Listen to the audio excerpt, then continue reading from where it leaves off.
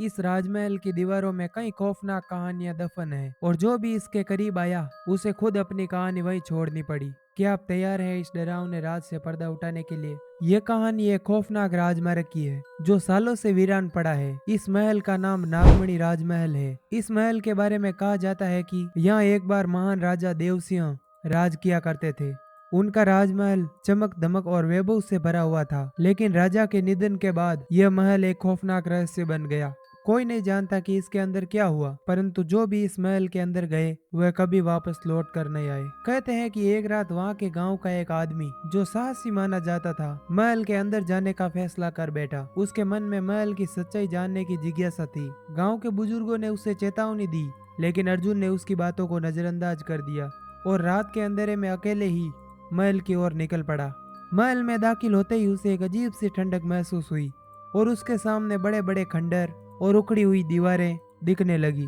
जैसे ही वह मुख्य हॉल में पहुंचा, उसे चारों ओर से किसी के कदमों की आवाज सुनाई देने लगी। उसके कदम रुक गए और दिल तेजी से धड़कने लगा। अर्जुन ने हिम्मत करके अंदर की ओर कदम बढ़ाया।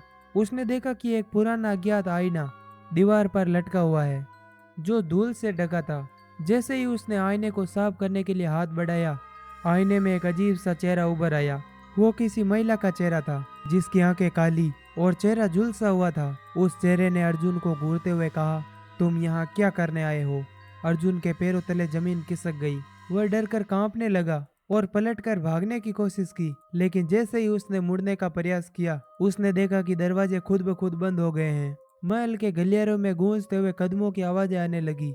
ऐसा लग रहा था कि मानो कई लोगों की आत्मा इस महल में कैद हो और वो भी अर्जुन के पास आ रही हो। अर्जुन ने महल के बाहर निकलने की कोशिश की, लेकिन हर दरवाजा और खिड़की बंद होती चली गई। वह महल में कैद होकर रह गया। कहते हैं कि उसके बाद अर्जुन को किसी ने भी नहीं देखा और आज भी लोग इस महल में जाने से डरते हैं और कहते हैं कि रात के समय महल के अंदर अर्जुन की चीखें सुनाई देती है। दोस्तों, अगर आपको ये कहानी पसंद आई हो तो प्लीज वीडियो को लाइक और चैनल को सब्सक्राइब करना न भूलें। और हाँ, मैं वादा करता हूँ अगली कहानी इससे भी खौफनाक होगी।